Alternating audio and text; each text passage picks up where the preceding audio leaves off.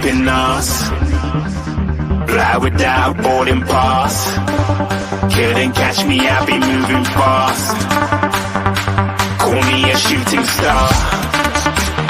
Let 'em know who you are. Flying up in a bar. Wish on a star.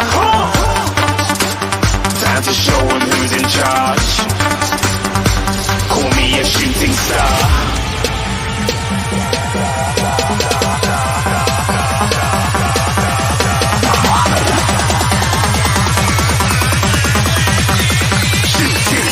Didn't even get to cross.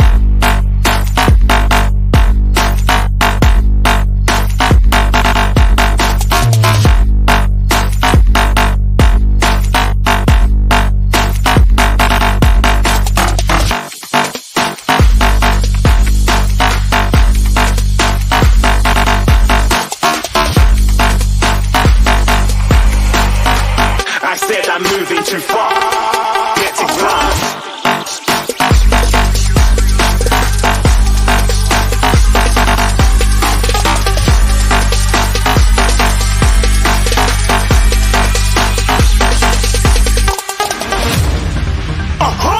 Looking at a shooting star. Got more than a couple of people going mad. I swear they're rooting hard. Tell them I be big in the game like she went and got them breast implants. I said I'm moving too fast. Didn't even get a glance. I'm ready to eat up track like I'm seated in a restaurant. If you had swag like mine, you know it's best to flaunt. We aren't hating because you aren't. Shining like it's neon. Rock like Kings of Leon. Shooting stars across the galaxy. I stand out, so don't be mad at me.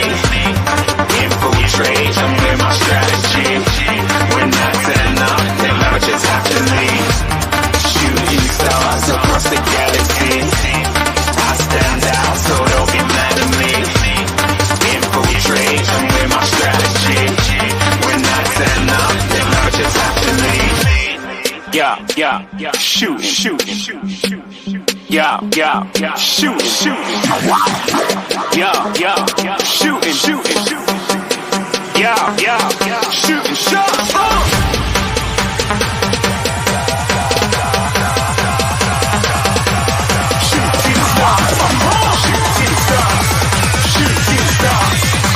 Shooting stars. Didn't even get to cross.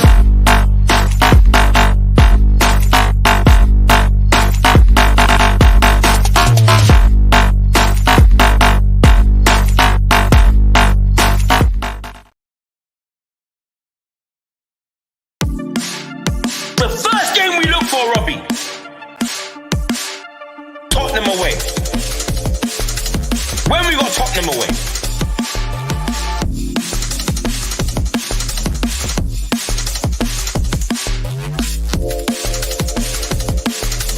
Tottenham away.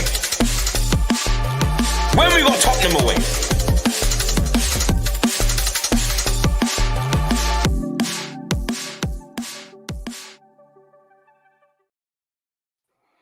Hello everyone, welcome to Tottenham Away. Thanks for joining us. Appreciate you all as always. Hopefully we've got a really good conversation, a good show for you tonight.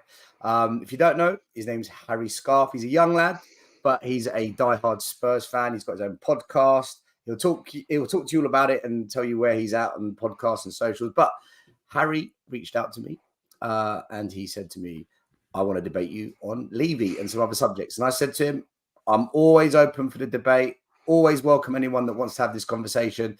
So I said, Harry, let's set it up. And we have. All I ask for you in the comments, be respectful.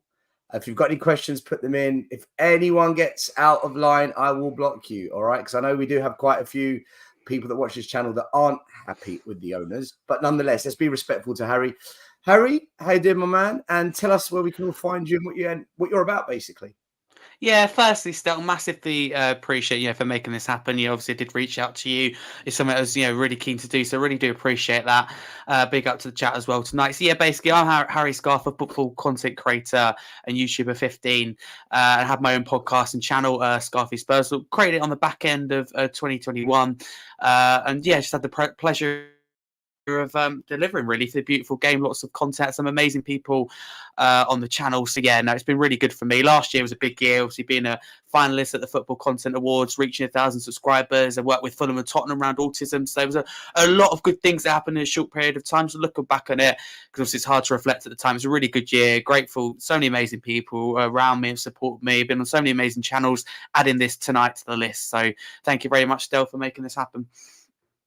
Mate, I always say to anyone, if you want to debate Levy, Enoch, reach out to me.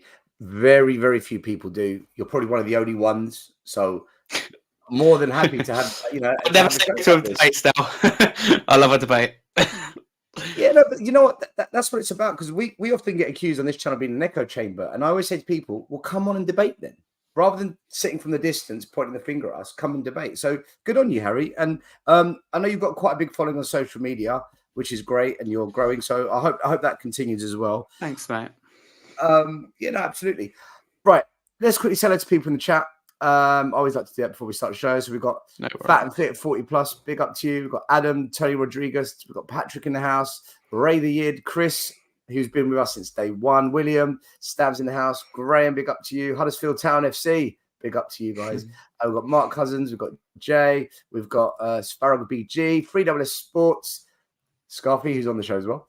We've got JJ, Barney Adams. I think these are from your channel, so good to see them watching as well. The Spurs fan, Top Spurs. We've got Yossi, Ronan, who's a big Liverpool fan. Jurgen Klopp, my man. Jurgen Klopp. We've got Mark, we've got Thomas. Who else have we got? I'm going through these quickly because there's quite a few. We've got John George, big up to you. We've got Seb, Enzo, who's come from your channel. Bring It Big Boy. We've also got Edward Talks, Jason, Patrick, Lappers82, who's old school, and Ben Charlton, who joins us on Facebook, and Thomas. Guys, thank you. Please smash like, subscribe, get over to Harry's channel, like and subscribe over there as well. And I know, Harry, you've only got about an hour, so let's get it. Let's rock and roll. So, I want to ask you a question before we have any kind of debate. Absolutely. Why are you leaning more towards Levy and Enoch than not? What's got you to that place where you're quite, I don't want to say protective, but you're more supportive of the ownership than what someone like myself is? Yeah, absolutely. No, it's a good question. And I'm going to sit here and hold my hands up because last season I was someone who was actually attended a couple of the protests. Fantastic guys who generally care about the club. Huh? Yeah, really? I was there. Yeah. No, I was down there a couple of times last year. Are you leaving it out or are you leaving it out then? I'll explain. Wait. Because I get on well with Brian, so it's massively, nice to support that at the time.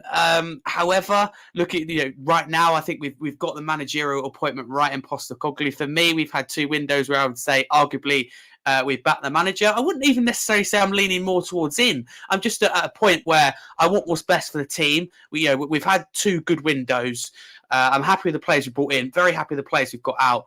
To be honest with you, I have flip-flopped over the years, and I'm open to admitting that last season at times it's really dire. I thought the managerial appointments were poor. I think the recruitment, is poor that season. We got Ndombele, for example, but Paratici has come in, and ever since, I think the recruitment's been good. I've been satisfied with it. So at this moment in time, I think we're quite stable. When you look at FFP, for example, we played it perfectly. We got clubs like Newcastle, they can't spend. We played it perfectly with the new stadium, and it was quite a clever move. So that's mainly why, to be honest with you. There's no huge reasons. A lot of kind of things combined, but at this moment in time, I'm quite happy with what we're doing. Apart from obviously you've got the ticket price, and it's a whole separate thing. But generally, quite happy. Harry, okay, you threw me a bit of a curveball here. If you were Levy in or Levy out or in the middle, where would you position yourself on that kind of spectrum? And would you be maybe leaning one way or another, or are you just in the middle? Where? Because you just said to me you could probably slightly in. Yeah, no, probably slightly in at this moment in time, and that is purely based on our recruitment and the managerial appointment that we've got. And I think we've been backed. I think for me, two windows, and even though Mourinho and Conte didn't work out, I understand trying to get a manager. I understand your thoughts. Pop's got so close. I understand the thought process and getting a serial winner to try and get over the line. Do you do it twice is a completely other discussion. But I kind of get looking back on it, the thoughts on it. So yeah, being honest with you, slightly more on the inside of this moment in time, but it's interesting to get obviously people's different opinions and where we kind of stand at it. But at this moment in time, I'm happy with what the board are doing on and off the pitch. I think the future's bright. We're committing people like Sarah and Doggy to 2030. So I look at it right now and going, the club's not only thinking about now, but the long term with FFP, being able to spend money, get the recruitment right, and produce the best talent in England as well. So at this moment, yes, probably slightly in still, if I'm honest with you. Right. There's so much here for me to go on. To ask you then. Right. So if in the next 2-3 years, the signings maybe dwindle a bit and we don't win trophies, do you then lean the other way? Or are you, no, keep the owners, just change the manager and change the recruitment team? Being honest with you, obviously it has to depend on the players we get in and out. But it would probably take a lot for me to go, right, Postecoglou is not the right manager, because I think he's the right manager not only now but for the long term. I'm someone who's not afraid to call out if I don't believe in a signing. I think we had personally, like I said, a really good window last season. The last 2 windows I think have been really good for me. But also that we signed players like Jed Spence, and I go, be honest with you, I don't know why we've done that. So, it does depend on the recruitment. I think it's been really good recently. I can't see it going downhill. But obviously, we've been through a cycle where we've got rid of a lot of managers. So I think they need more time. They need more backing. I think that's what we're seeing now with Postecoglou. So I'm happy with what I've seen. But I'm someone who's quite flexible. And at this moment in time, I'm happy with what the owners are delivering for us, and a large part of that, if not always, down to Postecoglou. I think he's been given a large amount of the tools, but he's also got the best out of players like Sarr, Basuma, which Conte simply couldn't do. Porro, another one. So a lot of it lies on the manager Postecoglou, but I think he's been supplied with the tools, and I think that next season, I think we're in a strong place to kick on and win a trophy. Of course, the window is important, but for me, we brought in 2 players that will really help us progress. Okay, so we've made really good signings. Yeah. We also signed Phillips, who doesn't play for us. Solomon, who some say he's good, some say he's average, but he's injured. Johnson, who gets more criticism than any other player at the moment. Villiers, we have no idea about. And Timo Werner, who hasn't really done much so far. So there would be an argument to say that have all the signings been good? Also, if everything's so good and everything's so great and you're really happy with things, we went out in the first round of the Carabao Cup and we went out in the second round of the FA Cup without even laying a single glove on Man City. We didn't even test the waters. So how is everything so great, as you put it? And we're currently 5th. Yeah, no, I totally get that. Personally, for me, I think we sit here in 5th right now, knowing that we've got 3 first teamers to come back in Son, Sarr and Basuma, and we've been unlucky with injuries. So I think we're in for a really strong second half of the season. I actually went on TalkSport after we got knocked out. Obviously, the first round for us, but the second round of the Carabao Cup, I wasn't happy. It put it down on the season, blah, blah, blah. But you look at that, that's Postecoglou. He learnt from that against Burnley and Man City. We went strong. City, never going to be easy. There's no shame in losing to Manchester City, but we only had 1 shot, 1 on target, so that is disappointing for me. Ange had to be flexible with his tactics. I think Werner made so many good runs, put the ball over the top. So for me, Ange wasn't flexible enough in the tactics of our game. And Chelsea, for me, coming back to that game, playing the high line without Van der Ven, your quickest registered player in the Bundesliga, you just don't do that. So, Ange, as great as he is, he does often make mistakes. And Fulham was, that for me, his biggest mistake. I think he's learned from that. So it's disappointing still, but we can fully focus on the league. It's a free hit almost, not being in Europe to go at the league. So I do think we will get top 4. And I think that, some people say, are we in a title fight? Realistically, 8 points off Liverpool. They've got Alexander-Arnold Robertson who just come back, Salah to come back. I can't see us finish above Liverpool or City. But like some of the signings you mentioned, you look at Phillips and some of the stuff that's coming out from Plymouth fans looks really good. I think we've got a player for the future. I don't think it was ever going to be for now. Valise, I can't really comment because, again, I think it's a player for the future we haven't seen. Plymouth Argyle are not a Premier League club, though, are they? No, they're not a Premier League club, but everyone starts off somewhere. You look at Kane, the clubs that he went on loan to, your Millwalls, your Leicesters, your Norwiches. So absolutely, but like Devine, for example, on loan, the first part, I know he's not a signing, but the first part on loan at Port Vale. Haven't we done this many times before? Right? We praise players, but look, they're doing well at this club, they're doing well at that club. We haven't signed a homegrown talent that is young, that has come into the first team and shone in probably the last player would probably be, I'm thinking coming through the academy, probably Dele Alli, but he didn't come through the academy. We haven't signed a homegrown player that's come into our academy system, gone on loan, and then shone. So aren't you just being a bit of a happy clapper here, Harry? Without being disrespectful, are you just overhyping something that none of us know what's going to happen next? No, I understand that, but I think the gap, being honest with you, the first team, the youth academy, is quite big, and I think that would be Jonathan Larger and Daniel Levy and everyone on the board's job to try and reduce that gap and try and produce excellent players. But when you've got players like Jamie Donnelly, Will Lancashire, we've seen with Ashley Phillips. I know people are going, Ashley Phillips, why haven't we seen him again? I think Postecoglou, when we had the injury crisis, personally could have given him a chance, but as someone who's watching for Plymouth, Devine as well, he proved he can do it in League One, proved he can do it in the Championship, and at his age, he's ahead of where he should be, ahead of his development schedule. So, yeah, we don't really know. It's not fair for me to comment on players like Valise and Solomon. We haven't seen enough of. That's my point, right? I absolutely get it. So we have to see, but I do think we have a bright team for the future. I think Sarah and Doggy committed to 2030. The club looked at that and went, right,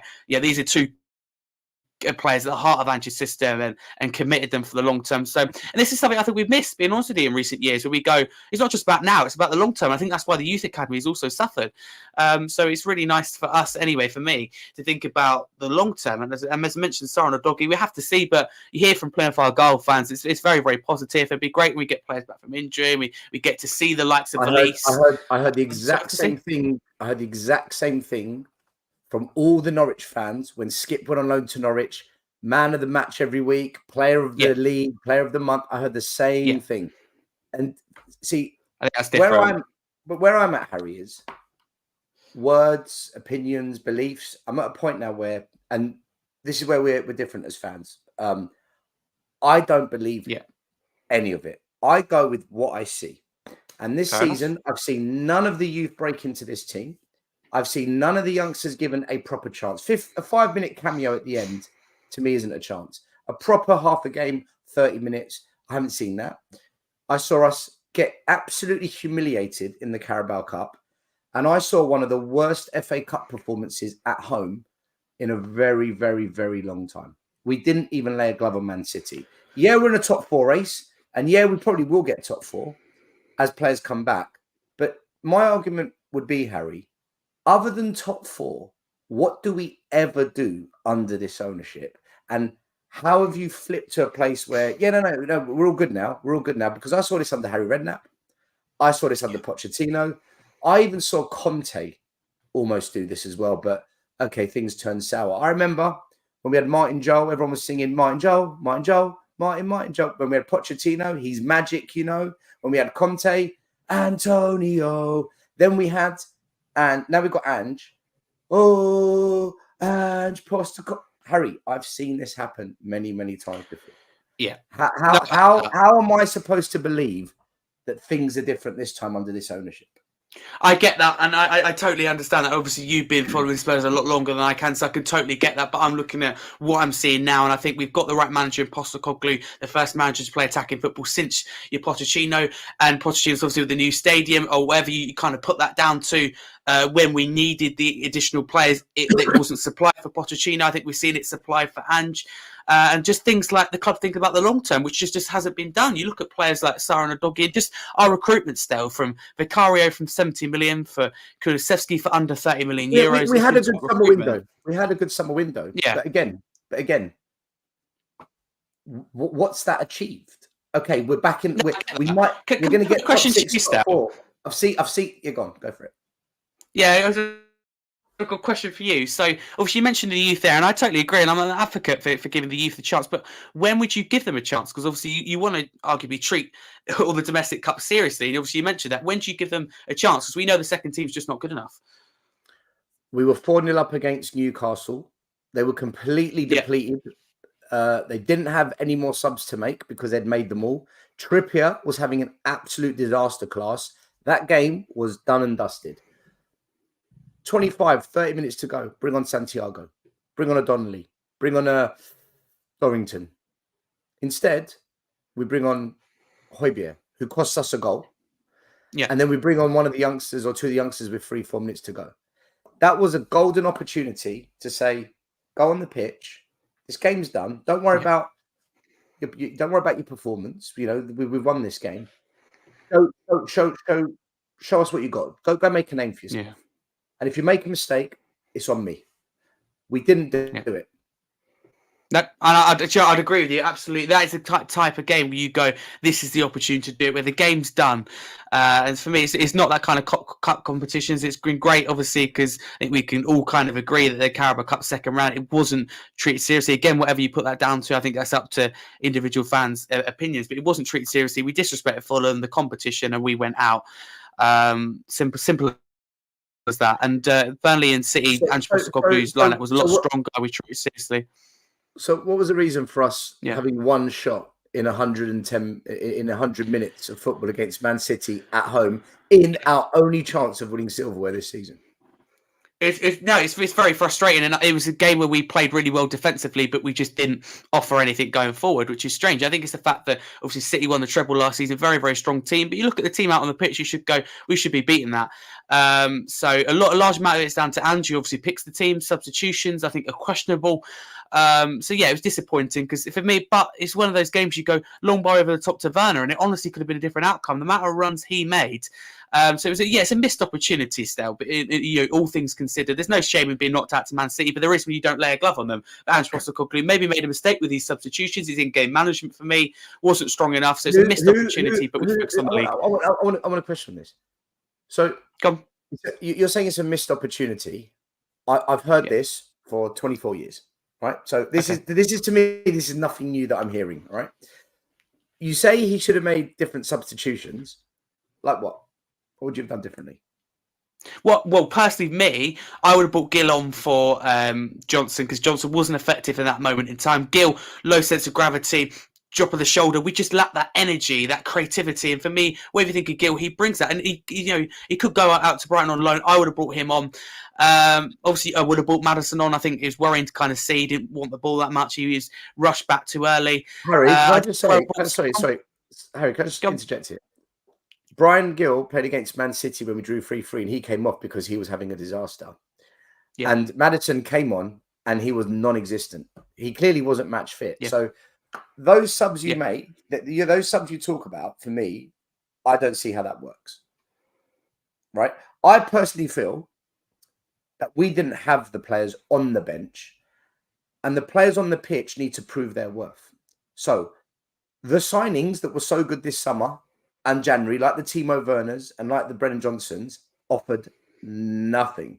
We'll talk about Richie in a minute because I know you want to talk about him. And the midfield, good players like Kuhn and Bentancur didn't have the best of games. But Højbjerg, who doesn't want to be here, is being played because what else do we do unless we give a youngster a chance against Man City? So maybe there's a little bit of question, some questions for Ange. But isn't it deeper than that? Isn't it just a case of this is what we do at Spurs under this ownership, this failure, this mindset of not winning trophies? There's a culture ingrained in the club under this ownership that doesn't have the belief, the ambition, or that burning desire to really win trophies. Because I remember when Arteta took over Arsenal, that Arsenal team wasn't great. Yet they beat City and they beat Chelsea to win the cup. They had spirit. They had something within their DNA that says, we've got to win this. And Arteta isn't the manager that Ange is. I'm not going to buy that for a second. Yet he beat City and Chelsea. With Spurs, under this ownership, Harry, this always happens. Whether it's Poch losing to Colchester in the cup or Genk, whether it's Conte losing to Sheffield United away, whether it's Mourinho losing to Norwich at home in the FA Cup when Eric Dyer ran in the stands, and Norwich got relegated that season. For me, it doesn't matter who's the manager. Under this ownership, the culture is broken. The fabric, the DNA of Tottenham for me is broken. And I saw it again. I believe in Ange. I think he can bring us glory. I don't believe the club. I don't believe the corridors of Tottenham breed that extra spirit, ambition to make it happen. And when I saw Timo Werner sign for Spurs, I thought that sums it up for me. That's not ambition. That's a 6-month cover over the cracks, cover over the cracks, hope for the best, and come the big moment, come the big day, Timo, along with others, That's what you get. No, I get that. And I want to mention Timo Werner first, right? Because you hear the way Postecoglou speaks. Yeah, he's a player that I personally think he's identified, but we don't really know that, right? But his pace suits the system. Yeah, okay, he couldn't finish a lot of chances for Chelsea, but a lot of pressure was put on him, whereas he'd probably be used more as an impact player for Spurs. And with Son away, it just made so much sense. It's a no-risk, potential high reward. We've got a good deal, 17, 18 million. If it does work out, he's pace suited. And I honestly think it was, again, you put that on the manager, the players on the pitch, the amount of times that Werner should have received the ball. So for me, he done all he can, make those runs, test Cole Walker, stretch the back four of Manchester City. He'd done that, but he wasn't helped by his team. When he did get on the ball, other than one through ball that was quite good, other than that, when he did get on the ball, didn't take on a man, kept passing backwards, couldn't get a decent crossing. That's right, but he hadn't been involved in the game at all, so he wasn't sharp. When he got the ball, his first touch wasn't good enough because he hadn't been used enough in the game to give. You see, in the game, so he's warmed up for the game. Harry, if you're not, 1 minute, if you're not in the game and the ball comes to you, why does that stop you from crossing a ball? No, it definitely doesn't. But what I'm saying is he didn't get enough opportunities. I think Werner and Johnson are players that at the end of the season we judge. But when he got the ball, he failed to drive forward and put a cross in. He failed to beat his man. There was one moment where he dribbled, gone to the side. You're thinking, right, lay it off or shoot. And he passed it sideways. I'm thinking, where is the quality in this player? Is it not a case that the only reason Timo Werner is at this club, the only reason is because he's free? And if we'd given Ange 30, 40 million pounds and we said, Ange, there's the budget, what winger would you like? Timo's not going to be at the club, is he? I personally think he would be because I think the pace suits the system, but I get that. I get you saying he's for free. If given 40 million pounds, you think he would have picked Timo still if he was given 40 million pounds? I think in a January transfer window where business is tough, Werner would have been identified by Ange Postecoglou and everyone around him, and including the board, as someone who really suits the system. I'm not saying we would have signed someone else, but Werner would have been included in Harry, that. So this is Harry. See, you've answered the question, but you've avoided answering it. If Ange, in your opinion, it's just opinions, if Ange was given 40 million pounds, because we're the FFP Kings, Profit and Sustainability Champions, if he was given 40 million pounds in January and told 30 million pounds even, what wide player would you like? And we'll try and get them. If he was given that money, do you think Timo Werner would have been, that's the guy I want? Well, firstly, I just want to say the money was spent in the summer, and like I said, the recruitment was part of it. The recruitment was good, and we saved some money. Harry, hypothetically, no, you're deflecting. You're deflecting. If you're Ange Postecoglou, I'm Daniel Levy, and I give you 30 million pounds as a budget, and I say, Harry, Ange, you've got 30 million pounds for January to spend on a wide player. Who do you want? You think Ange said, I want Werner, don't worry about the money, it's free. Do you honestly believe Werner would have been the one we got? I'm not saying that, but I'm saying he generally transfer window. As I said, when business is tough, I think Levy and Co would have gone to Ange, right? So it's tough. There's not a lot of players out there. True. You've got Timo Werner, right? It's no risk, potential high rewards. We get him on loan. If it doesn't, listen, it doesn't work. He goes straight back to Leipzig. Perfect. If it does work, then we can sign him permanently. There's a win-win for everyone involved, including it's costed us. It's a win-win, low risk. Yet he's part of the reason that we were at the FA Cup. He's not the reason, but he's part of the reason. So, how is it low risk? And you still haven't answered the question. If I gave you 30 million pounds and I said you can buy a wide player, do you think Ange would have said, "Yes, I want Timo Werner. That's the player I want. Don't worry about the money." Business is tough in January, so yes would have been the answer because there's not anyone else available. Timo Werner, club identified, perfect option. It's not about the money. You don't know who's available. It's the system. Money's irrelevant. We don't know. No, it is relevant because the fact we brought him, I think it is because he's free. Because I'll tell you what I think's what's happened. Because I've been here before. I've seen this with Danjuma. I've seen this with Solomon. I've seen it with Clement Longley, where these cheap freebie type deals that come in on this stopgap approach, come in, do nothing, and then everyone says, "Oh well, that didn't work out." But when they come in, good bit of business. Smart, low risk. Danjuma, we finished 8th. Clement Longley, we finished 8th. What's his other But you're name? putting one player down to where we finished. Timo Werner, for example, Friday, he wasn't given a chance. His performance for me was good. He just wasn't involved in the game. How is it good? No goals, no assists. How's it good? Well, the team performance, you said it yourself. It's one of the you can't contradict yourself. He said it's one of the worst performances you've seen, and you can't pin that on one individual who tried his best to make runs. He wasn't feeded in. And Ange Postecoglou needs to change the tactics to involve Timo Werner because his pace would have really been interesting up against Carl Walker. You just said to me that Timo Werner was bought because he fixed the tactics. Now you're saying Ange has to change the tactics for Timo. So why but it's he suits the system in terms of his pace, but we need to utilise that pace by utilising and using to our advantage. You're saying to change the system way.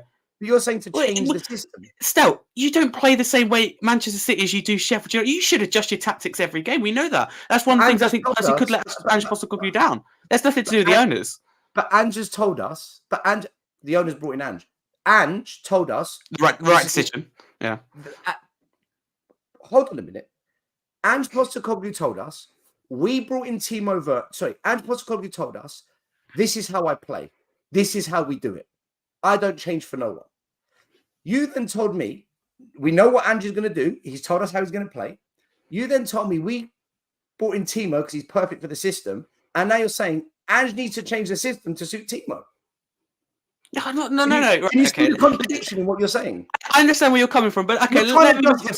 Trying to justify us bringing in Timo on a free because what you won't do is maybe acknowledge, not admit, but acknowledge that if Ange was given proper money, Timo wouldn't have been which has been. It was in the summer. Not for a wide player. Not for a wide player. We might not wanted a wide player. We still bought some fantastic. We all agree we needed a number 10. Was bought in. We got a top goalkeeper and saved ourselves some money while we're there. We bought in Van Ven, the quickest in the Bundesliga last season. Harry, we're talking about January. Where business is tough, yeah. Right. Well, Liverpool signed Diaz, Jota, Van Dijk. Because they weren't because they came with an incredible offer. They weren't wanted, contract. All these players were signed in January. Okay, let me use your argument. It's hard to do business in January. So why have we got Scott Munn, Paratici, Johan Lange, they're not players, Kenzie, Data, and that 1 minute? They've had 2 months. The team to analyze the market. They know that Son, Basuma, Pape Sarr are going to be away. They know that there's injuries in the club. They might not be back to end of January, February. Are you telling me this data analytics team with Ange said, Timo? Yes, because he suits the system with his pace. They would have identified still. So why are you saying Ange needs to change the system for him?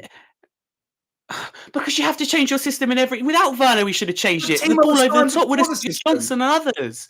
But Harry, I get that. But listen, you like Ange, right? So you've got to admit that maybe I'm wrong, but I just think Timo Werner for me suits the system. He's some of the clubs identify. And you listen to the way Ange speaks, right? You're behind him.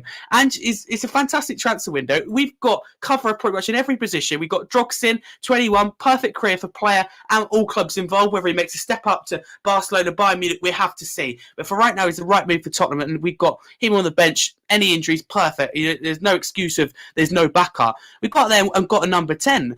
People moan we didn't get one for Conte and Mourinho. We didn't play that way, right? With someone like Timo Werner, for Harry Kane, you have to change the way he plays. Drop deeper. There's no one to cross in the box. There'd be less crosses. You adapt your game for every single player on the pitch. Absolutely.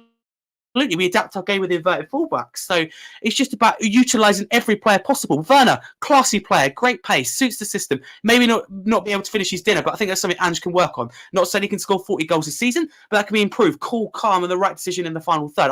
We've got our man. We've had a good transfer window, and I'm satisfied. Also, still, we've got players out the door. We've got money off the books, and that for me is why it's been a top window. Better than most clubs, any other club in the Premier League. It's been the best one.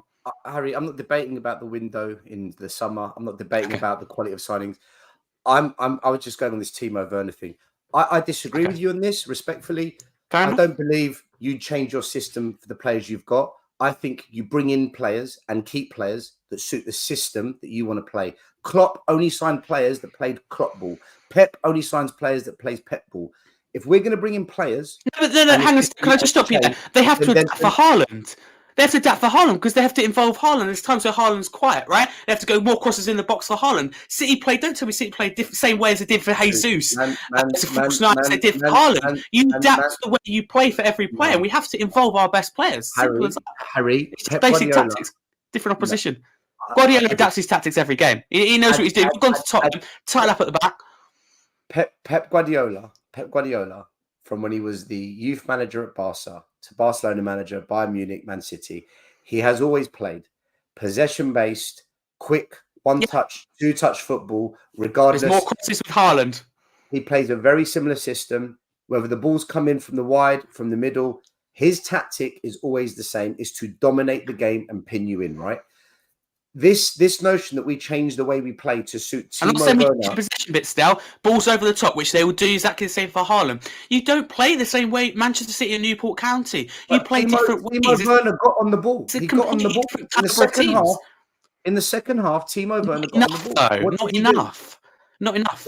No, not much at all, but nor did anyone else on the pitch. It was a general poor performance still, and I can admit that's down to the manager. He had plenty of players available, considering we have AFCON, and maybe it was a wrong team. The reason you're saying the reason we played badly against Man City is because of Ange. Right, you take your words out my mouth. I've never said Ange Postecoglou. No, you said it's because of the manager, Harry. You said it's because of No, I say he's responsible for the team selection, and ultimately we lost the game. In-game management, very important part in changing the game, right?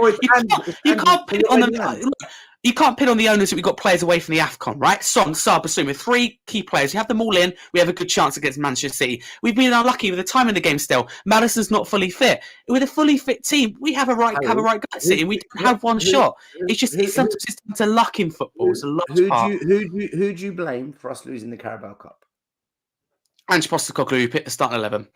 Who do you blame for us losing the FA Cup to Man City? Ange Postecoglou, maybe, or the players on the pitch. Done. You know we've been blaming managers. No, wait. Let's be clear. I'm not blaming Ange for the defeat, but I'm blaming Ange for the starting 11. We lose you lose the game 1-0. You have to who's to blame for the loss? Selection. I just said who do you blame for the loss? Partly Ange Postecoglou and the players. I'm not going to sit and go, oh, everything's rosy. Yeah, we get knocked out of the FA Cup. We only had one shot, right? Everyone takes responsibility for that, players included. I expected better. Kulusevski, poor. Ben Scott, that was poor.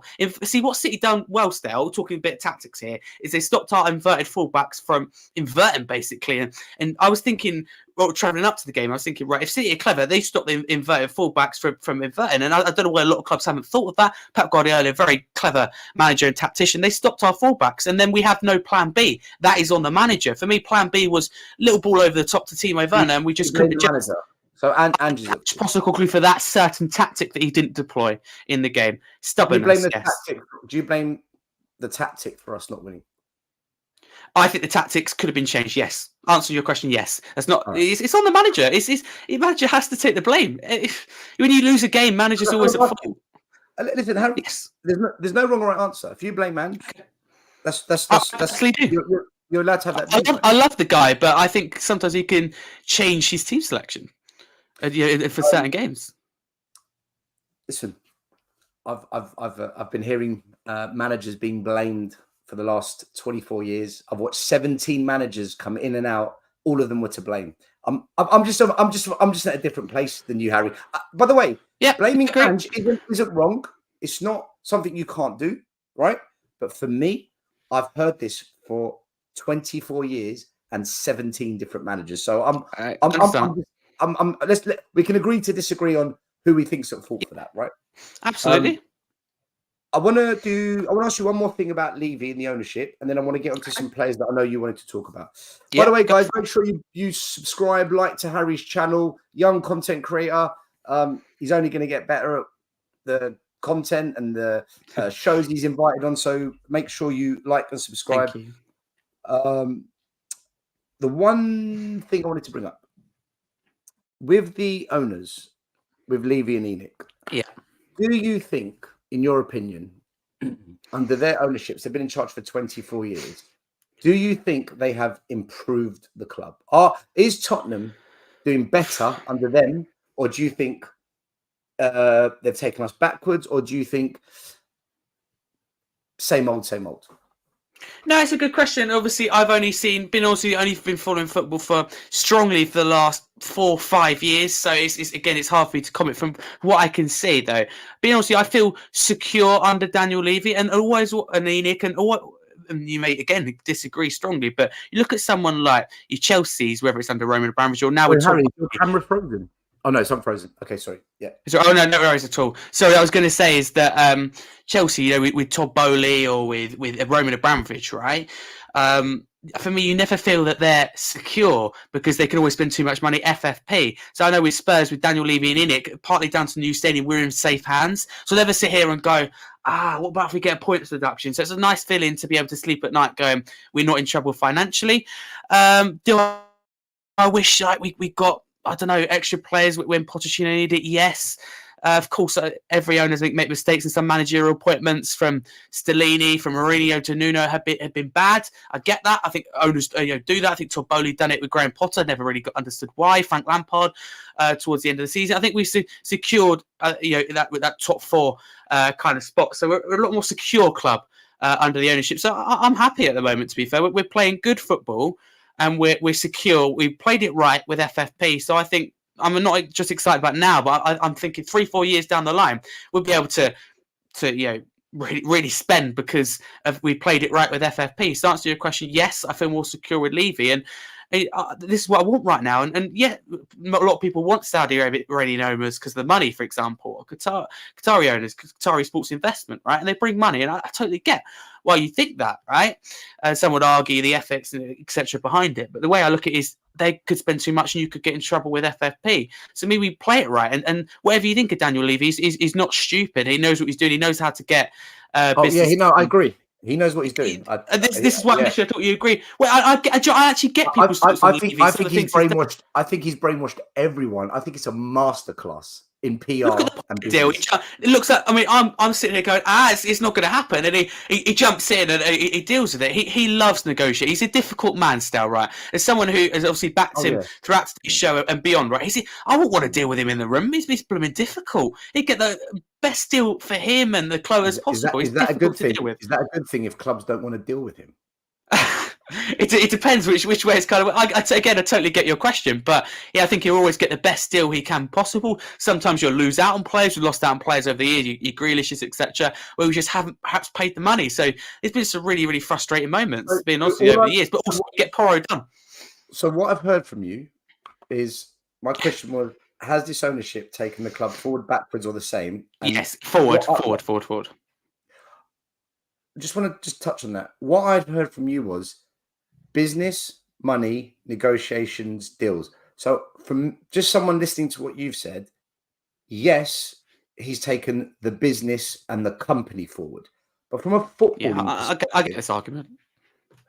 So from a footballing perspective, has he taken Tottenham forward? 24 years he's had, longer than any other Spurs chairman in history, longer than any other Premier League chairman in English football. Yeah. In the maximum time he's had compared to everyone else, has he taken us forward in terms of football? I think it's taken us a long while to get there. I believe you asked this question in 2-3 years' time. I go, yes, because I think it's obviously taken its time. It really has. But I think generally we can. Leicester won a league in 10 years. Yeah. No, I get that. But I think the new stadium is a game changer for us and the money it brings. I totally get it in terms of football club. But so you build the business, you bring the money and you spend the money. Whether you think the money's been spent accurately or not, I leave it up to you. But for example, in Ndombele, we spent big and it just didn't work. That was money spent, but not well spent. That's poor recruitment, the right investment, but poor recruitment. So again, that's where it's got to be done carefully. That was a mistake, and I think we've learned from that. Who hires the recruitment team, Harry? Who hires the recruitment team? Absolutely. I think Steve Hitchin was probably one of the worst things to happen to the club in terms of him coming in. Levy was very respectful of a colleague, if you like, someone who worked for him. Whilst watching us spend 65 million, so he was respectful of Hitchin. You look at Spurs Twitter. I didn't, but a lot of Spurs fans wanted Ndombele. Like, why aren't we spending the money? And when fans can't have it their own way. Why aren't we spending the money? And then when we do, and Ndombele, why hasn't it worked? Spurs fans go by YouTube. I'd ignore what Spurs fans think. They go off of what YouTube says. Right. Yeah. I would argue that as a business, as an investment that was £100 million, which is what they paid to buy the business, that is now worth 3-4 billion. I think they've taken the company, the business, forward humongously, and only they have benefited from it because Daniel Levy is the highest paid chairman in England, who wins the least. Yeah.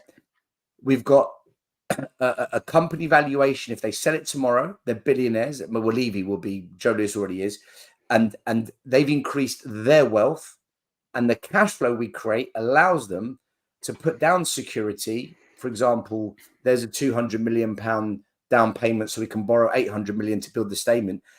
All I see, what they've done with Spurs, is use it to increase their financial power, their wealth, and take a business that they own, that they can sell at any point, to a higher level.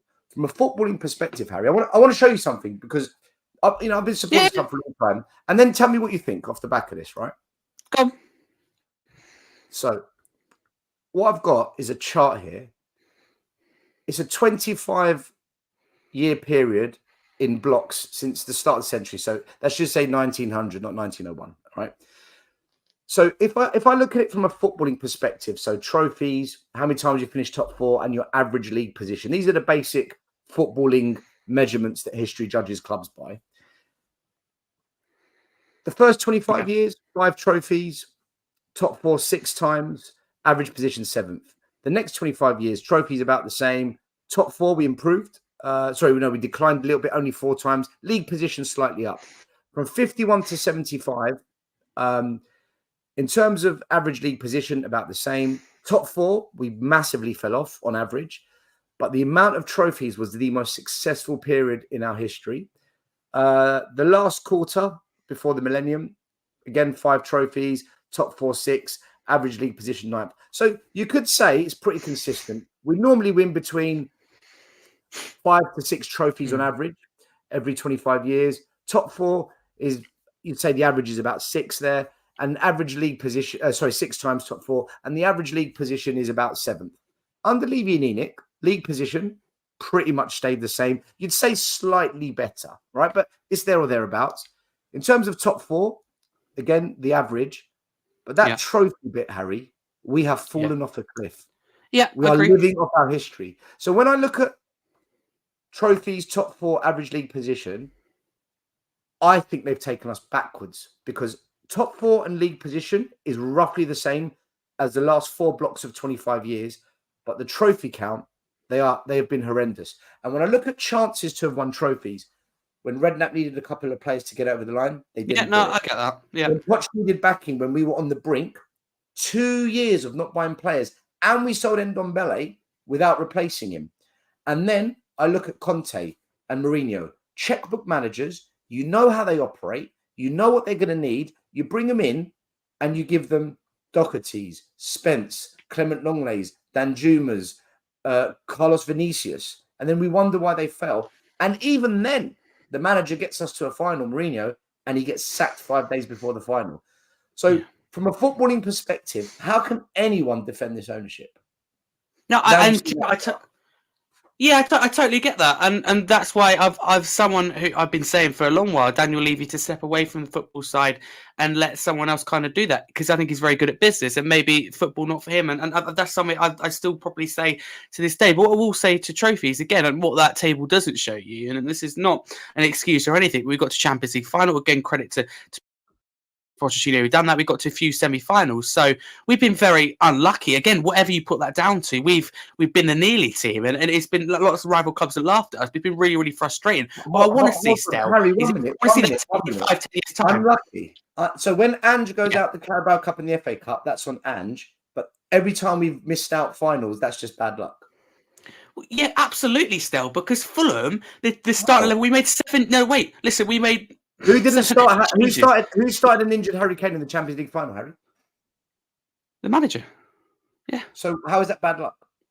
Because I haven't got to it yet. I'll give you a chance to get to it. Wait. I was saying a Fulham second round game is on Ange. He makes that many changes and we suffer. We disrespect the competition. Done. Pochettino, incredible to get to Champions League final. Incredible job by a top individual.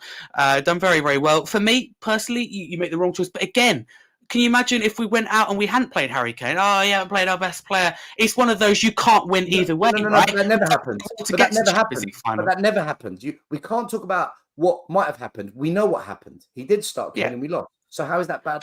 A handball decision goes our way, and for me, it's a completely different game. So arguably, we could have 2 or 3 to by the letter of the law, decisions have gone away. By the letter of the law, it was a handball and a penalty. So we wouldn't be given now.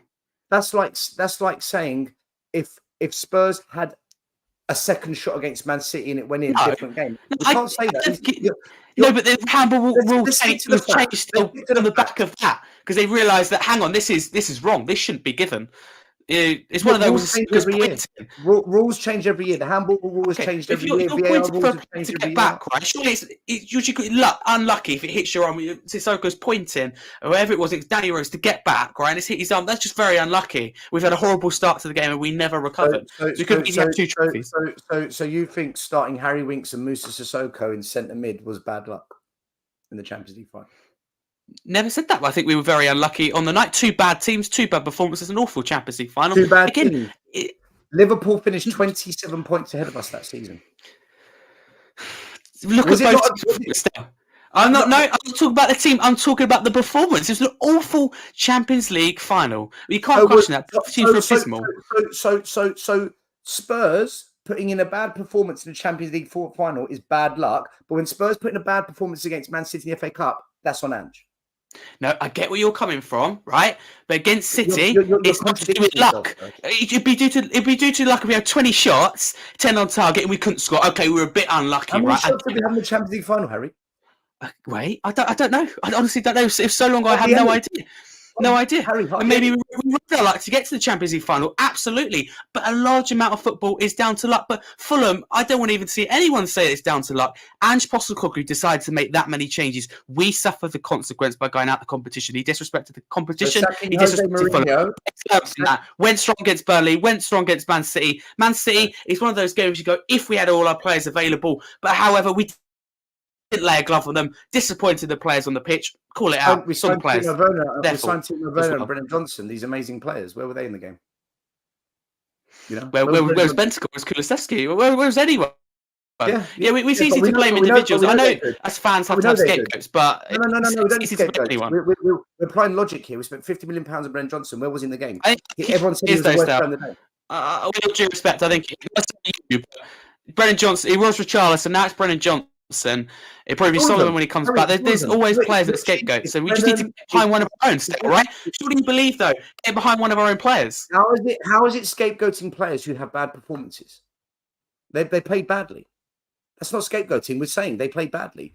How is it unlucky sacking Mourinho 5 days before a final? I'm not saying singling them out, right? Okay, we said Van de Ven was unlucky. I didn't say it was unlucky.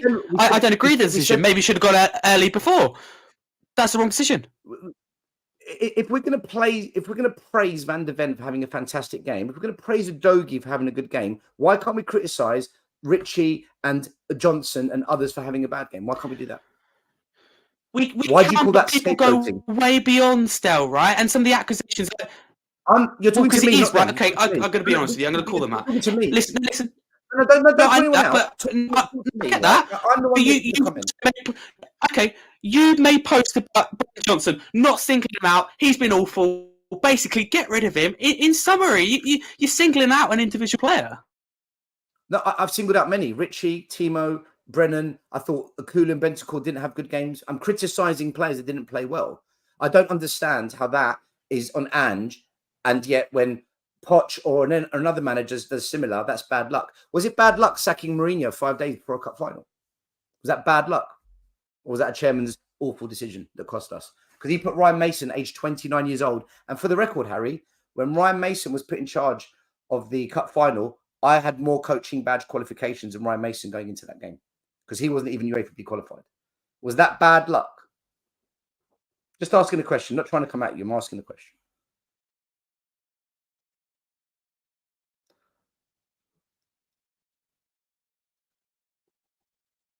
Either I've frozen or Harry's frozen.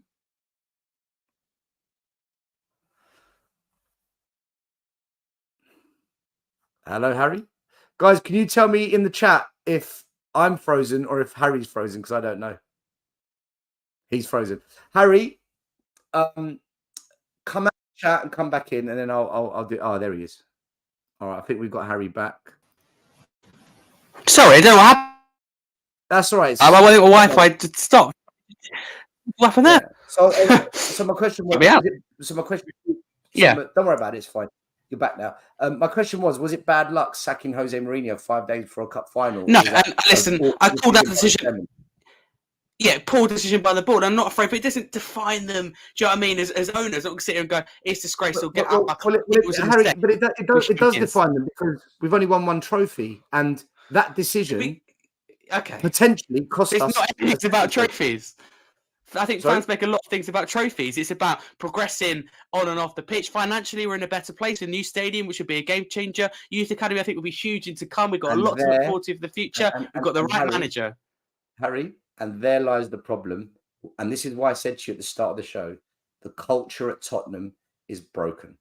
For you But to you think there's something wrong with the culture when you call out, and I'm not saying you, but you individuals, right, about Brennan Johnson, because there's a lot of fans who have tweets saved in their draft ready to criticise them, right? You can criticise an individual. I've been told he smokes, he vapes, he's not fit, he's a disgrace. Some of the things people come with. One second. Is awful. Harry, we'll get on to players and their treatment and how they're spoken to, and we will have that quick chat. But for you to say, and do you know what, Harry, what you've just said, it's not just about the trophies, FFP this, that, progression this. When I hear that, I genuinely feel sorry for you and all young Spurs fans. I've got a lot of young players that I coach or young Spurs fans that I know who are teenagers, some in their early 20s. I feel so sorry. And I mean this isn't me trying to be condescending on anything. I genuinely feel sorry for your generation because you have grown under a regime that has taught you it's about the money. It's about youngsters academy. It's about being sustainable and doing it ethically. And the ethic bit I agree with, but the sustainability and the money and the FFP. And I feel so sorry for you guys because I honestly believe you guys are so consumed having been educated and taught that way. You haven't experienced the glory. You haven't experienced Spurs winning trophies. You haven't been to a winning cup parade. You don't know what it really means. And you don't know what it does for us against our rivals. You've grown up, Harry, being called Spursy. I've never had that bottle job. I actually honestly feel and this isn't a criticism. I hear loads of young fans say it. I even hear people in their 30s say it, and that alarms me. That worries me. When I hear fans say it's not about the trophies, it's about look at us, look at the progression, look at the money. When I hear that, Harry, that to me is why we've only got that one trophy under this regime, because the fans justify it. They say it's okay because there's other things that are important. Can you kind of see where I'm coming from with that? Or is it just kind of just gone over your head like, Stel, shut up, you're wrong? Not at all, Stel. No, I completely agree where you're coming from, and it is sad. I haven't seen a major trophy, and when I tell a lot of people end up laughing, and it is sad.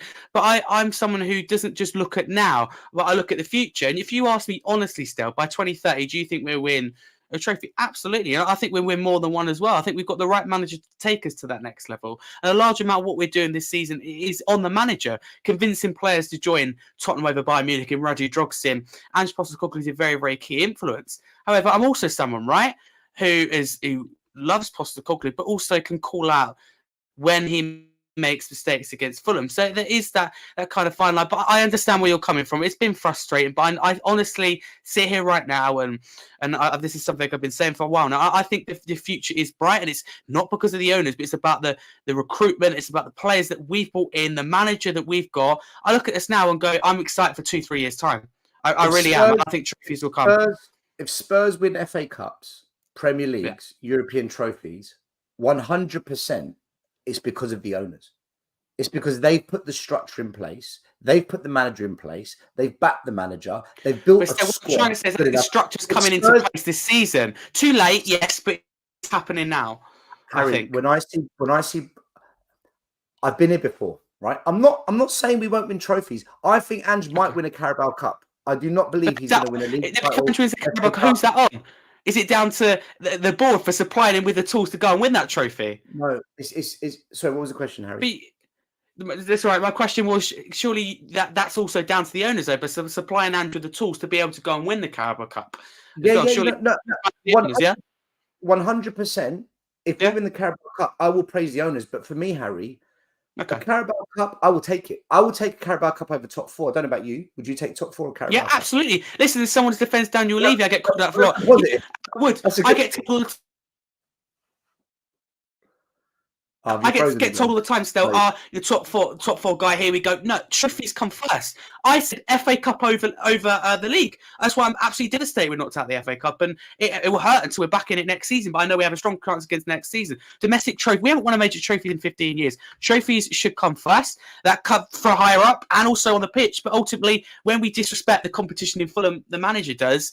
It's disappointing to see. And again, whoever you put that down to, we need to treat domestic competition seriously. They disrespect. Every manager before seems to disrespect. I listen.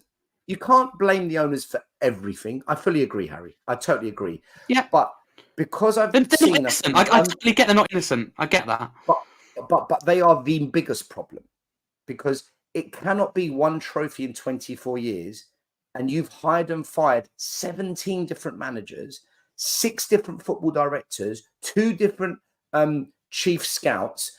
You've hired, fired, rebuilt, project, plan, recruitment team changes. You've kept chopping and changing, and you still get dumped out of the cups in the early round.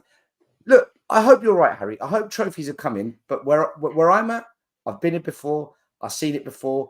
When I saw Van der Ven play, Vicario play. Hear me out. When I saw Vicario play, Van der Ven play, the Doge, I thought, brilliant. But then when I see Brennan Johnson, I see Richie, I see Timo, and I see these players, I know that is going to hold us back from beating Liverpool, from beating Man City, and that's the competition we have to deal with. You cannot keep doing that, but we still do. So to me, the culture is still not right. And I don't think it will ever be right under these owners, because they will always have that weird lack of ambition required. Look, in 2 years' time, we might be having this debate again, and you'll say to me, Stel, what did I tell you? And we might be here as Premier League champions, and I'll be saying, Harry, you called it, man. Well done, Daniel Levy. I'd like to come back until I see it, I can't sit there and do what you do, and many fans do it. I believe, I know, I think. I've been there, I've done it, Harry. Yeah, and I get that. It's the hope that kills. I get that. I've seen that Man City game play out too many times for me to think, oh, yeah, it's changing. I'm not on board. I was on board. I'm not on board anymore. I'm going to support the team. I'm going to backhand, because I never blame the managers. But I do not believe things have changed yet, Harry. I don't. And it's good that you do. You keep your belief, by the way. I don't want to ruin your dreams. I don't want to do that. No. You tears. I totally get that. Listen, Levy's and co, so many mistakes over the years. I totally get that, right? But I actually think that a switch has been flicked since the summer transfer window. Just the appointment of Postecoglou for a start, but to go out there and just the players we've signed personally, again, some we don't know yet, and just shifting players out the door. And it's like Levy accepting we're not going to get an initial fee for Dyer, whereas you usually would have held out for little things like that where I go, maybe this is a change of man. I don't necessarily think it's Daniel Levy. It's the recruitment team. Obviously, Jonathan Large, for me, a big part of that. So I almost think Levy we got rid of 13 players. We got rid of 13 players under Conte. Yeah. So it's a lot of players. It's a lot of players. I think this window, for me, was what players who got out the door in terms of your Perissages, your Dyers, your Lloris, all needed to go, and whether they don't suit the system, they've been at the club too long, or there's a load of things it all comes down to. But they've all right for the player, for the club, and the club has said them is the right thing. But Harry, when you get rid of these types of players, like Lamellas and all these players, and you bring in Timos and Johnsons, like really, like it's almost like you're getting rid of the rubbish, but you're bringing in a milder version of the rubbish. Unless you think Johnson and Timo and Richie are all going to come good. No, listen, I get that. Let's move on to that, because I know you want to. Can I be honest with you? I can't. Say again? On who? Thoughts on who? Yeah. You said to me you can't. What are your thoughts on Richie, Timo, and Johnson? Because for me, I don't like any of them. Yeah. I don't want any of them at Spurs. They don't cut it for me. Firstly, I want to start with Richarlison, right? Yeah, thank you. Firstly, I want to start with Richarlison. Listen, he struggled this season. Obviously, we found out what he was playing for that injury, etc. last season, a load of other things, and he was generally struggling. So it's been great to see him before the Man City game, 6 goals in 6, and it's just great to see him playing with confidence. I'm not sitting here going, he should he should have been the Harry Kane replacement, or he's going to be our striker all the way through. But I think still he's a nice player to bring off the bench and go and to just, for me, he's a nice player to bring off the bench or to interchange. And I like that kind of flexibility we have. And what we think of our front three, they can interchange, and that's where it comes down to the manager, that a little bit of adaptability. So Richarlison for me, again, we overpaid for him like we did with Johnson. I get the fans' frustration, but that's not the individual's fault. We overpaid. I think we panicked a little bit, but we got our man, whether he was the intended target, a load of other things, obviously signed under Conte. Who knows? Timo Werner, I think he suits the system. I personally think it'll work out this season, but he'll still go back to RB Leipzig because for now, I think I don't see it won't be the long-term replacement for Son. I think we still need to find someone like that. Etc. So there you go, Richarlison. And the other one, Brennan Johnson, I like, and I think again suits the system with his pace. Has he been underwhelming this season? Yes. Am I going to give him time? Absolutely. For me, I'll give him till the end of the season because I think I look at the player and I go, suits the system. He needs to work on his end product, needs to work on his crosses. But Harry, you know when you say, I agree. You know when you say they suit the system, but then they don't deliver in the system. Clearly, they're not good enough for the system. No, I get that still, but you can't just flick a switch. It's just this is like saying to Madison, you should have scored against City, but you just come back from an injury. That isn't kind of fair to sell into a new team to gain the understanding of teammates. You need time. But when does Brennan Johnson ever do well? No, okay, I get that, but I like what I saw at Forest. Mate, be honest with you, not the player I'd have signed. I wanted Morgan Gibbs-White at the time, but we've got him. Listen. But we need to get behind our players. We don't do that. We sit here not wanting them to do well and not wanting to be proven wrong. Generally, I get behind the players. I get behind the players. On a match day, I cheer them all. But when after the game, when I see what they've not done, I can't support them being a player at Tottenham and then in my head saying, "Yeah, we can win a league with these players." I get that, but I just there needs to be time given. But okay, the way I look at it is a business. You get a new owner come in. He's not going to wake up tomorrow morning and go, everything's grand, everything's perfect. I'm where I want to be in 4 years' time, right? Completely different example, I know, but it takes time to develop their ideas. But we signed Johnson under everyone. But we signed Johnson under Ange. This is the club brought him in. That's possible to be signing again, though. Says it on the manager, not the owners. I don't believe Brennan Johnson. I don't believe Brennan Johnson is an Ange signing. Because the club were looking at him 2 years ago. It's in January. Obviously, the way Postecoglou speaks about Werner, Timo Werner is the cheapest player, zero fee, that they can find that's got pace on the wing. If we were given money, we're not signing Timo. Who else would you sign though on the left? Who else would you sign that's available in January? Still, put the question back at you. Who else is available? We need someone to cover some. Harry, hold on. When fans say things like, "Who would you sign? Who's available?" I have no idea, nor do you, who's available. We have no idea. But if you're telling me for £30 million, our scouts, our recruitment team, you know that young kid Noosa, he's better. Oh, by the way, Noosa's gone to Brentford for 30 million, and we're the ones that got the. Blame him. You can't blame him. It's a game time still. You can't help that kind of things out of your control. We got lucky with that. It comes back to luck. Noosa's chose Brentford for game time. Fair play to him. That's not luck. Maybe he's not good enough. That's not luck. Because he gets game time. No, that is luck because we'd rather give Solomon and Brennan Johnson the time on the wing instead of Noosa. That's what we've committed to. We've committed to Solomon and Brennan Johnson. He's chosen Brentford still. We can't influence a player's decision. Droxin chose Tottenham. Yeah, but Harry, he's chosen Brentford because they're going to play him. Whereas we are committed to Johnson and Solomon. Yet Noosa, all you Spurs fans, but you can't just get a player that nobody's heard of in his team. He's got the best dribbling stats, but yet we're going to play Johnson ahead of him. Whose fault is that? Ours or Brentford's? So ours or Noosa's? It's ours. We're not prepared to commit. Obviously, we don't think he's that good enough then. You can't just chuck a player in like that. I don't think he's that good from what I've seen, being honest with you. I haven't seen enough of him to really say. Harry, you know what? Being honest. That's fair enough. If you don't think Noosa's good enough, then listen, I can't debate you on that. But what I haven't seen enough to know. All right, and you know what? And that's fair enough. I can't debate you if you don't think he's good, right? So for you then, it's a bit of a blessing in disguise. Then he's like, he's not good enough for us, or he's not ready, whatever. I think he's ready. With Richarlison, Harry. Harry. With Richarlison, I don't think he's good enough for Spurs, and I'll tell you why. Fair enough. We need players of the I know Harry Kane's impossible to replace, but the Kane, the Son, the Defoe, the Berbatov, the Robbie Keane, the levels that they're going to turn up in key games, right? Now, if I look at the league table, these are for me, well, it's a fact because that's where they are in the league. These are the top 7 clubs in England right now. So let's take Tottenham out of it. The top 6 clubs in England are Liverpool, Man City, Arsenal, Villa, West Ham, and Brighton. And this is why, for me, Richarlison is not he shouldn't be at the club. We've played all these 6 teams. We played Man City twice. Against Liverpool, we won. Heung-min Son scored and an own goal. Nothing from Richarlison.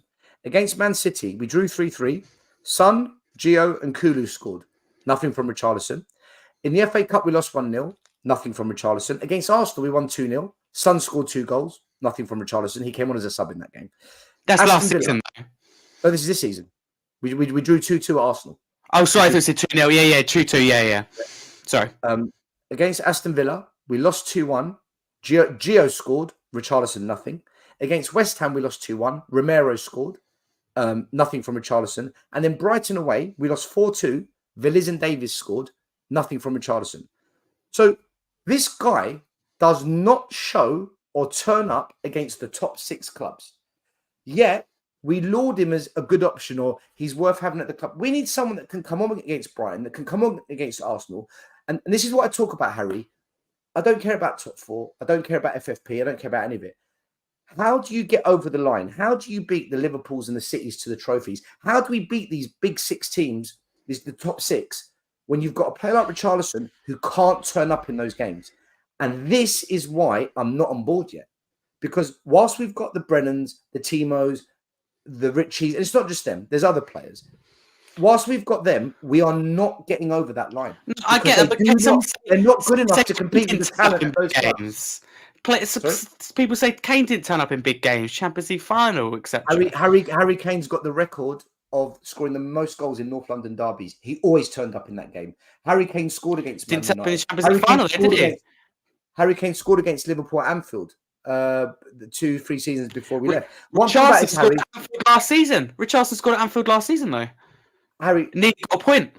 Okay, 1 goal last season. There we go. So off of that, it's okay now. The point I'm trying to make is that you need players that are going to turn up and do something.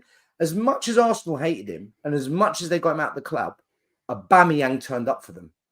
Against City, he turned up. Harry Kane always turned up for us. Harry Kane and Son always turn up against Man City, right? They turn up. They might not always. There might be the odd game they don't, like Chelsea, for example. No, generally. I get that, yeah.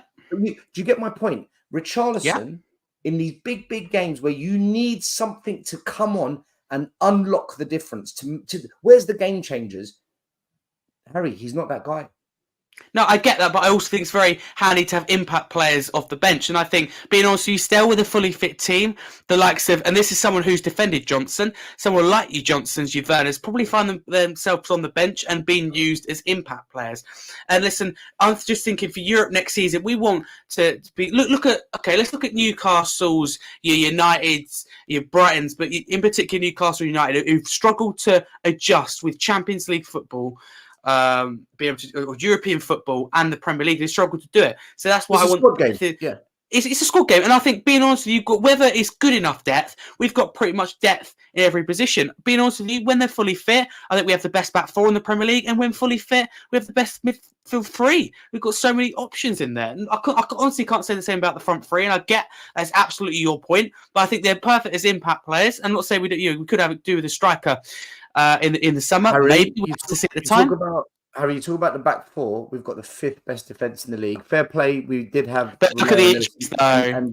Yeah. But every club has injuries. Those clubs have injuries as well. Yeah, agreed. Villa haven't suffered from injuries yet. They want to see them get Douglas Luiz or Watkins out, and we're really talking. They haven't suffered from injuries. You're right. But then again, that's why, right? That's why when you go into Europe, you need a squad. But it can't be quantity. I think we've got that, though. No, we don't. We've got quantity, not quality. We've got quantity, and you saw it because as soon as we got injuries to the first, hear me out. Harry, hear me out. No, hear me out. When we had injuries, We went on a 5-game barren run. That's because the quantity, not the quality, came in. With Emerson Royale, we lost to Villa. We lost to Wolves. We lost to Brighton. I'm not saying it's his fault. I don't blame him. But what I'm saying is when that lack of quality of player comes in, the levels drop. At Spurs, there is no way we've got quality in the squad. The starting 11, maybe. Bradley Jogsin, you got with Jogsin. I think that's that quality there. 21-year-old Romanian offers that physical presence, recovery pace. Harry, that's one. Perfect signing. That's one, right? When you look at the rest of the bench, and when you look at what happens with an injury, there is no one that can replace. When fully fit, there'd be the likes of Sarah Basuma on the bench. One of them will probably be on the bench. No. They'd start, and then Højbjerg and Skip on the bench, and they're not quality. Can I ask you a question, Stel? Højbjerg and Skip are not the quality of. Fully fit midfield 3, what would it be? Be honest. Our best midfield. Yeah, we're fully fit. Okay. On the basis that Basuma's in form, because he's had a weird season. Basuma in form is Basuma, Bentancur, Maddison for me. So the Sarr finds himself on the bench. That's a quality player, right? You can probably change the game with a bit of energy, engine room. So Dragusin and Sarr, that's 2 on the bench. We've got no cover at wing back. That's quality. Yeah, I get that. And a lot of people may not like Gil, but I still think. Yeah, Harry, that is an issue. I agree, that's an issue for the long term. And the media have said he's not part of the plan, so he's gone. Right? There is no cover for Maddison, like proper creativity. There's no cover for Son. We've got midfielders though. I don't think we need. Bentancur can play there. We've got cover in that midfield area. Stronger than anyone else. Huh, Harry? If our cover was so strong, we'd have beaten. We got completely overrun by Man City. But we haven't experienced that cover yet, Stel, because we've had AFCON and we have that injuries and we just had the January transfer window. Come back to this February, March when we have the cover. Right. We're going on for a really strong second half of the season. I generally think we're cruise top 4 in the end. I think we'll be very comfortable. You're assuming we're not going to get injuries and suspensions anymore. Then we are going to get injuries, but AFCON we've got 3 best players out. So you need a squad. You need a squad of quality. This is my point. So when you look at the current squad on the bench, we've got Dragusin 1, Pape Sarr 2. Who else on the bench? Also, honestly, I like him, but based off this season, he has to be there for me. This season, he had 1 good game against Man City and another good game against who did he score against? Villa. That's it. That's all he's done. I get it. He's still a quality player to come off the bench. Whatever you think of him, it's just he hasn't proven it. Player. Harry, he hasn't proven it. He hasn't proven it. So other than Dragusin and Pape Sarr, where's the quality on the bench? You're not going to agree with these, right? That next 2 I'm going to mention, but I'm going to mention Brennan Johnson and Timo Werner, right? Because let's say you draw a nil. Wait, hear me out on this, Dale. I know what you think, and that's absolutely fine. We draw a 0-0 at home to Brentford, right? And we're not moving the ball quick enough. And you bring players like Gil, your Werners, your Johnsons, move the ball a bit quicker. They offer you something else, maybe a bit more dynamic. Werner offers the pace. It's just being able to sit here and go, let's try something different. City have all these amazing forwards that they could kind of, alternate, interchange. There's nothing worse than just having, a lot like having the best front 3 in Europe. There was no one to kind of come on that was anywhere near their level. We've got players who can change a game, and I do believe that. Man City dominated us. And on the bench, they had Grealish, Doku, De Bruyne, who was used. Stone. I'm not questioning whether they were used or not. They had nothing but quality on that bench. Whether we like it or not, this is what we have to beat if we're going to be successful. Liverpool have got better. And I don't think we're there yet. Can I interrupt? Sorry, Stel. Can I be honest with you? I don't think we're there. Harry, you're agreeing with what I've just said. Because it's not about now. It's about the future. I think we will get there.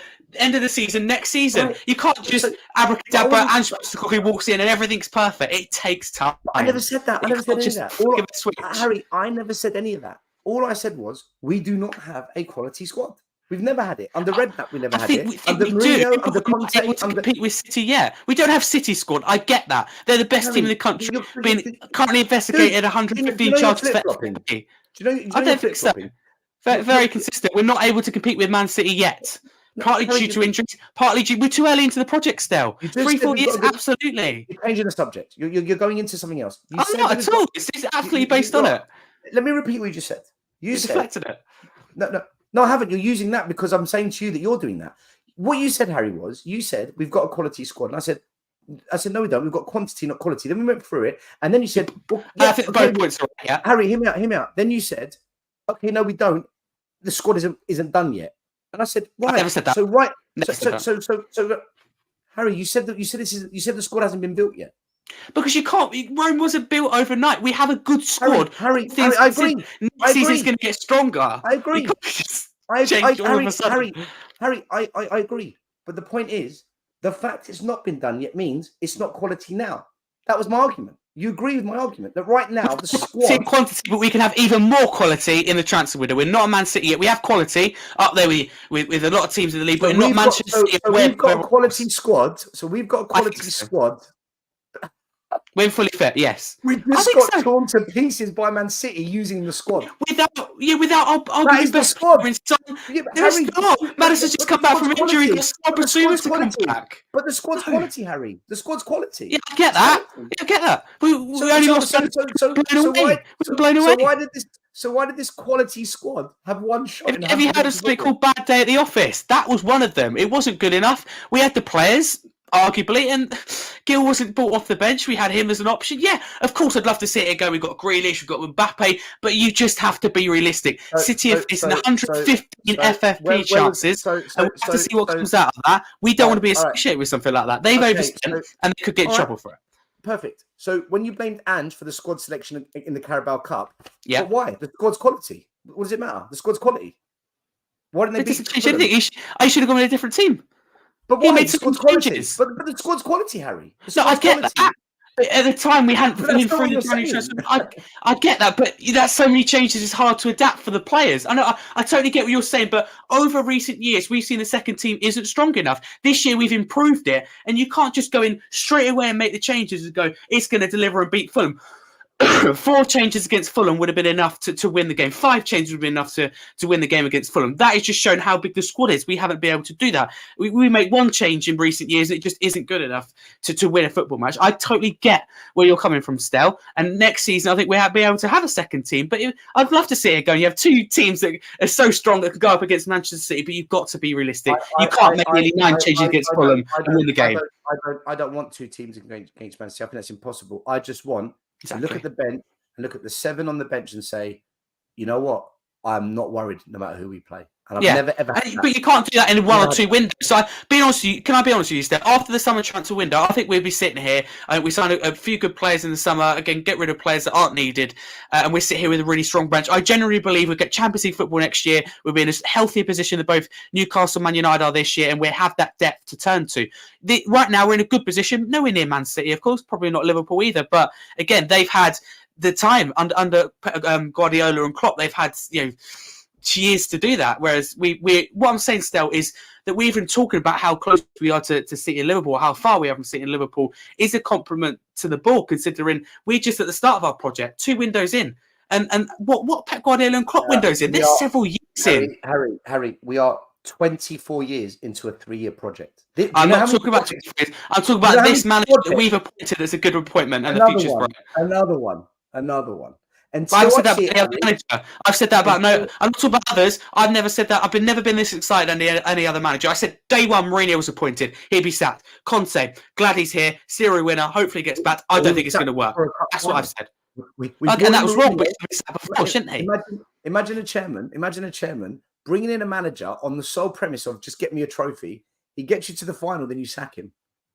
Imagine. That's why I called it out. Anyone go back and check out my tweets? I called it out at the time. I said, and I made a big post about it. Daniel Levy, the biggest mistake I've seen in recent years, he sat Mourinho for a cup final where I think he could have won it. I've said that it's a mistake, but we're entitled to mistakes. We'd all be robots if you can't make mistakes. I've watched 24 years of mistakes. Don't worry, I'm completely. I get that.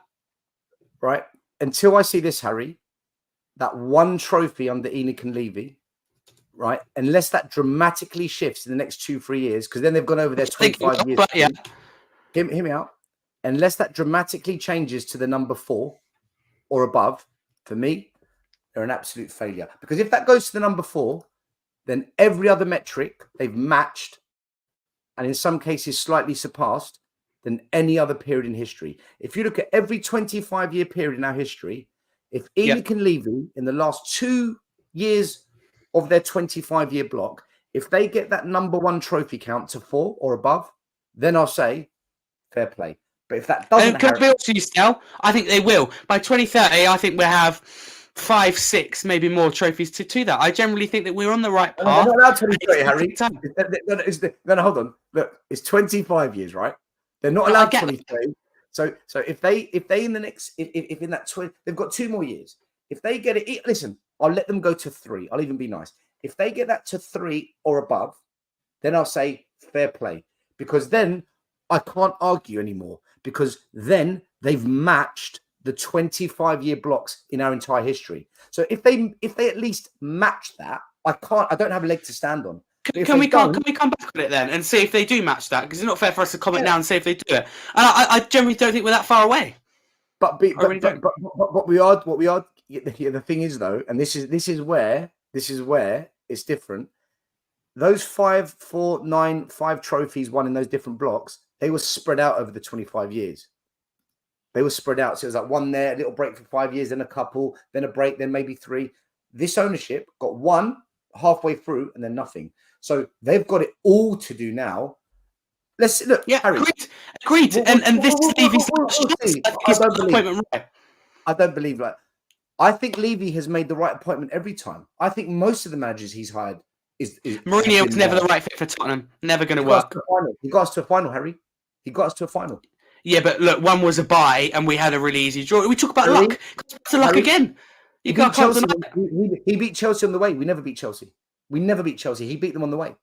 That wasn't luck. Yeah, I get that. It took time to do that, but yeah, we beat Chelsea. I get that. I respect that. You've got this very interesting habit of when a manager gets to a final that you don't like, it's luck. When a manager loses a final, it's bad luck. Because you never said that. Right, listen, I think anyone with a little bit of common sense. Listen, Stel, you're not stupid. No, I haven't at all. No, absolutely not. That's absolute nonsense. You will know that Mourinho wouldn't have worked out for Tottenham. Our reasons will be completely different, right? For firstly, his style of football doesn't work, and he's never going to get what he wants at Tottenham. I respect that. I'm not debating that. We've done well to get to the final. Yeah, we was lucky in the champion. I like Pochettino, but it was luck to get to Champions League final. Luck to get so far under Mourinho. We've been lucky this year with a draw, barely at home in the 3rd round draw. That's luck. A lot of it's down to luck, and be consistent. Hold on a minute. Why was it luck to get to the Champions League final? Because we left it really late against Ajax. We done really well to get through, but a large element was luck. A couple of deflections in there. Honestly, still, you go back to it. Man City VAR decision. I think it's a correct decision. Could have gone against us with VAR the way it works. So, for me, a large amount of it is down to luck. We've done very well, and football will always be a large amount down to luck. Deflections, it's just little things like that. We've done well, and I'll be consistent on that, like I have been for today's show. So it's luck when we get to finals, and it's unlucky when we lose them. Nothing's down to the quality of the club structure embedding itself as a beacon of glory and demanding to win trophies. If you were listening to your guest said earlier on in the episode that you should have bought something for the Champions League final. I said that. First thing you said. If you go to Man United, you go to Man City, you go to Liverpool, you go to Arsenal, you go to Chelsea, if you go to the other big 5 clubs, apparently we're a big 6 club, I don't agree. If you go to the other big 5 clubs and you say to them, has your success been luck? They will laugh at us. They will absolutely laugh at us. They will say, no, it's down to planning. It's down to having a strategy of recruitment and the way we hire managers. It's about investing. It's about investing. It's about investing in qualities. But when it comes to Spurs, we provide every excuse under the sun. That's why they laugh at us. Do you know, I've got Brighton fans, Wolves fans, and Leicester fans that message me. Harry, do you know what they say to me? Look, this is quite interesting. But Leicester in the Championship, we should be laughing at them. They're the banter club. They won the league. But a large amount of that was luck. It's not about planning. They hit gold with the players they brought in. Vardy in his prime.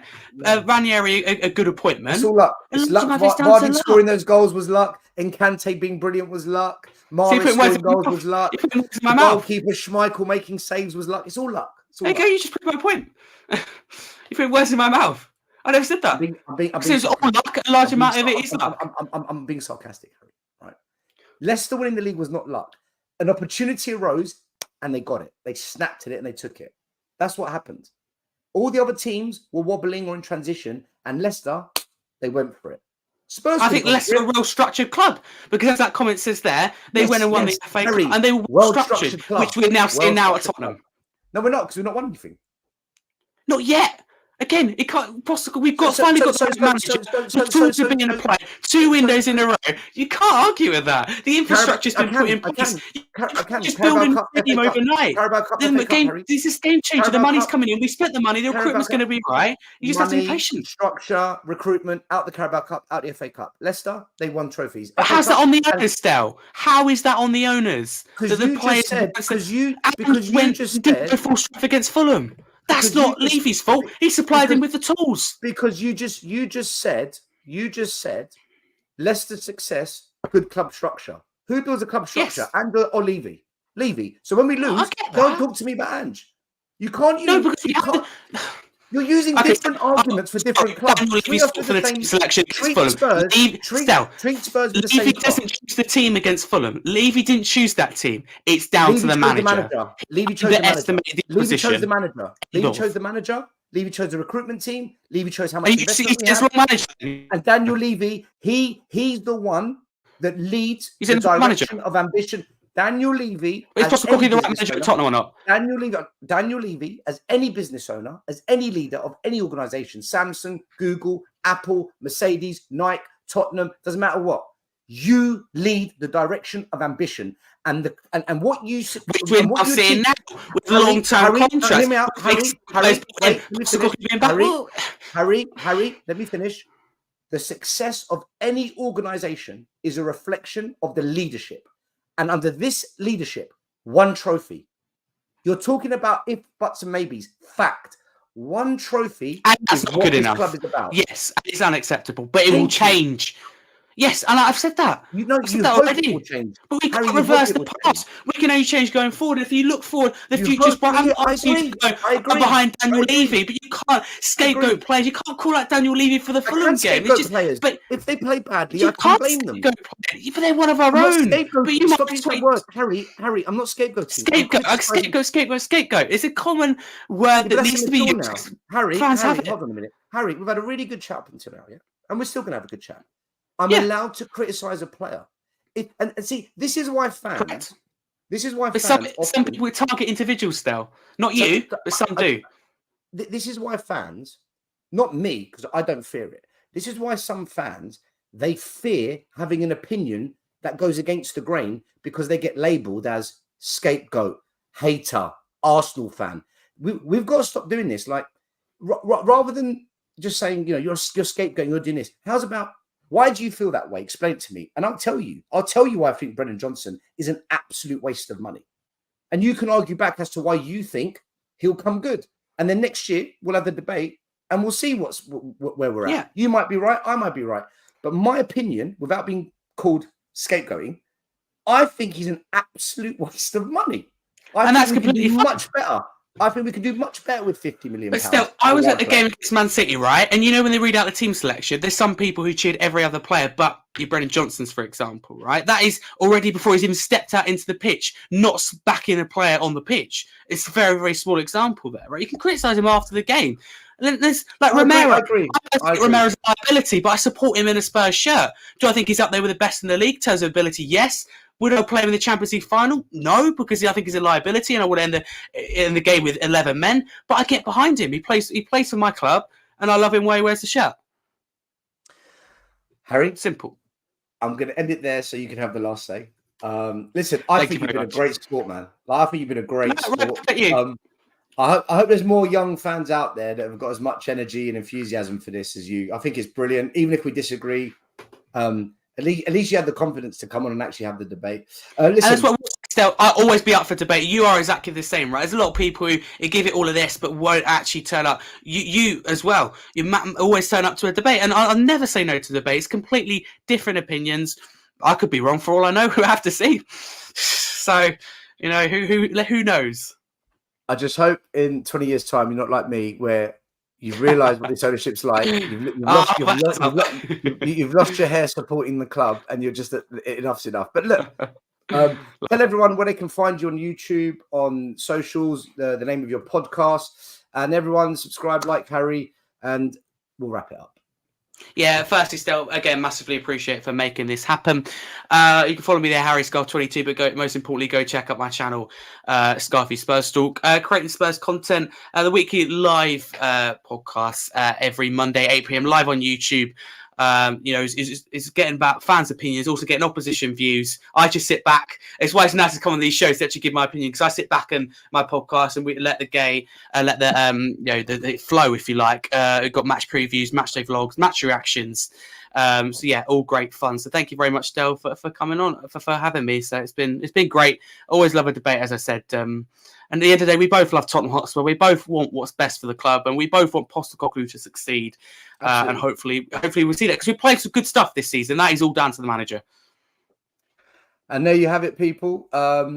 Please subscribe to Harry's channels and to Tottenham Away. We've got a show tomorrow night. As always, our big Monday show. Iggy, myself, Will, Mari, the whole JP, Lee, hopefully, and Maz will be there.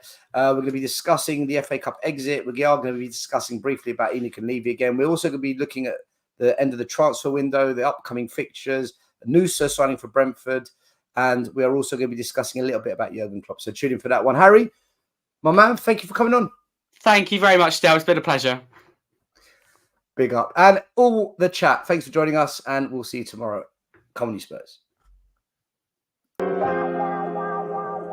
first game we look for, Robbie. Tottenham away. When we got Tottenham away. Tottenham away. When we got Tottenham away.